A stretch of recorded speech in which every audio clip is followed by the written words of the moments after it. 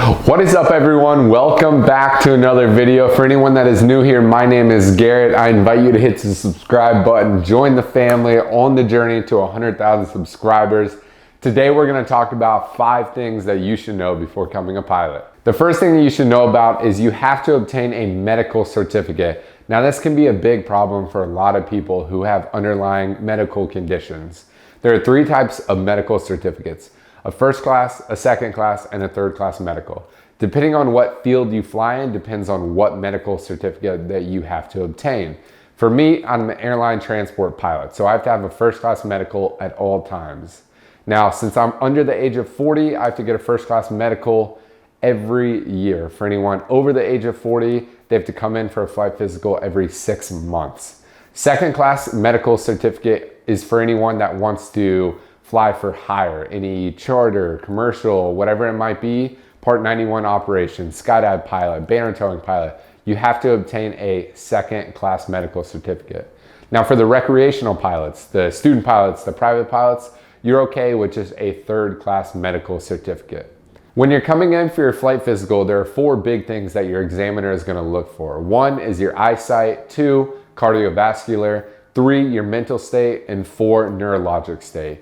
So things like eyesight, you gotta have pretty good eyes to become a pilot, but there are things that can be written in your waiver on your medical. It says, hey, you can obtain a first class medical, but at all times you have to wear glasses, contacts, you have to wear glasses at night, whatever it might be. 2, mental disorders, stuff like that is what they're definitely gonna look for, substance abuse. Neurologic, things like epilepsy or something that can really attack your nervous system. And 4, which is the biggest one, and I can't stress this enough, cardiovascular. You have to take care of yourself. Every time I come in to get my flight physical, my AME always says, Garrett, at the age of 40, you'll start to see guys and girls fork off into 2 different directions. 1, the good direction. People take care of their health, they're working out, exercising, watching what they eat, not living off airport food. And then 2, the people that go off the deep end, that don't work out, that eat really crap food, because as a pilot, you are sitting down a lot. So you're not getting that exercise, and you can have long days and get to the hotel. You don't really want to, go out for a walk, a jog, whatever it might be. So you really got to pay attention, because that can be career ending. If you start getting into heart conditions and cardiovascular conditions, that can take your career right from underneath you. And that's something that I want to make this video about. A lot of guys and girls just get into the career and they think, all right, it's sweet sailing and they're good to go, but you really have to take care of your health, because without a medical certificate, you have no job. The second thing that you should be aware of when becoming a pilot is the upfront cost that it takes to get all your ratings. I've made numerous videos about this before, so if you want more in-depth information about this, go ahead and check out some previous videos on the channel. Now, I know that this can be very overwhelming, especially depending on if you're wanting to go all the way to the airline pilot route. There are so many different ways to obtaining funding. Obviously you can pay upfront and just cash for all your ratings. A lot of flight schools offer, especially in the Part 141 world, they offer in-house financing.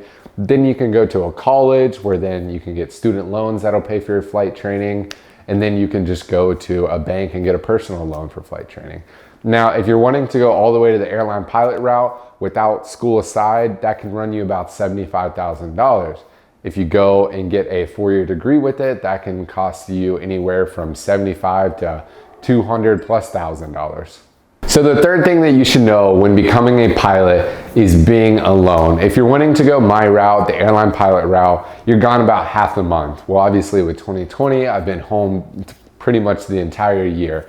But most of the time, if you're out line flying, meaning you're bidding for trips every single month and you have about 14, 15 days off, those 15 other days, you're gonna be gone. So you have to be okay with being alone.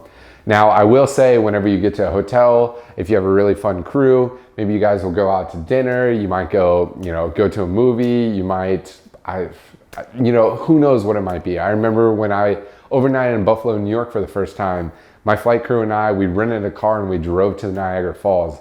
Never been there before. That was an awesome experience. So there are definitely things that you can do as a flight crew, but a lot of the times You're gonna get to the hotel. It's, you know, if you didn't have a very long, overwhelming day and you're not going right to bed, then you are gonna be alone a lot of the time. Thankfully, with technology, you do have things like FaceTime, Skype, Zoom, whatever it might be, to keep in touch with loved ones, and you got Netflix and stuff like that to keep you occupied. But a lot of times you are alone, and you have to be okay with that, especially if you are going the airline pilot route. Of course, as you get more and more senior, you can do routes like my father does, where it's just day trips. You know, he might go from Charlotte to San Juan, Puerto Rico and back, and that's all he does for the day. So he's just gone like it's a 9-to-5 job, and he's home every night. So I want to just really stress this on a lot of people that are considering getting into that, you know, maybe airline pilot world.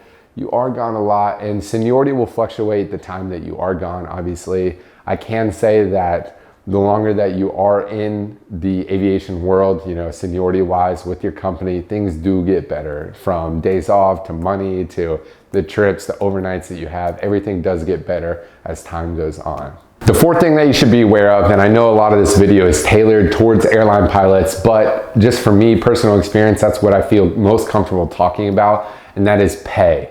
Now, I know you see so many pilots, maybe on social media and such, it looks like they have a wonderful, lavish lifestyle, but initially it's not going to be that great. We're so fortunate that over the last few years, the entry-level pay has doubled and sometimes even tripled for some companies.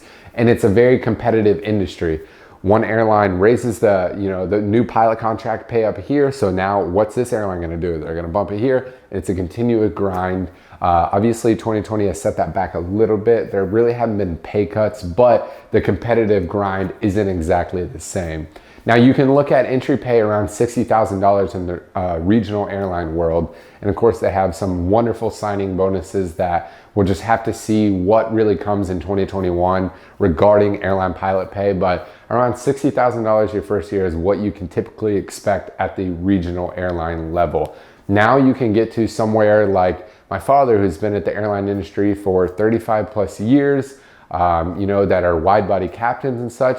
You can see pay anywhere from $300,000 to $500,000. So obviously it gets to a wonderful, wonderful, you know, lifestyle that you can achieve being an airline pilot, but it definitely takes time. And like I just said on the tip number 3, everything gets better with seniority. As time goes on, your bases, you know, your reserve, you know, everything does get better. So I just wanted to bring that to attention and just be very transparent that your entry level pay isn't exactly what, you know, it maybe portrays for a lot of people. So a good website to check this out is airlinepilotcentral.com. You can really, I know a lot of companies are very transparent about their pay. So you can go in there and maybe check out some of the companies that you want to work for, and you can see year by year and aircraft by aircraft pay. So the fifth and final tip for things that you should consider before becoming a pilot is you have to love flying. I can't preach this enough. Don't chase the money. Don't chase the flight benefits. Don't chase the exotic destination overnights. You have to love flying. So I can't preach this enough. Before you just jump, you know, headfirst into aviation, go out there, fly with some people, you know, jump in the back of a small airplane, see if you really love it. Also, you know, so many flight schools offer these discovery flights where you can go up with an instructor, you know, put your hands on the controls, see if you just love the freedom of flying. It is my favorite thing in the world to do. I can't imagine, you know, going a day without flying. It's just my favorite thing in the world. Whether it's flying jets or flying my Bonanza around, it's the best thing that's ever happened to me. And I'm so fortunate enough to have found it. And I hope that each and every one of you love aviation as much as I do. So I hope these 5 things will help you decide whether or not you do want to become a pilot and which route you want to take. Let's make the comments a discussion board. You know, I'm down there engaging with all of you. So throw some comments in there, throw some questions, and I'll be able to get back to each and every single one of you. Hope you guys enjoyed the video. If you did at all, smash the thumbs up button, join the family, hit the subscribe button, and until next time, peace.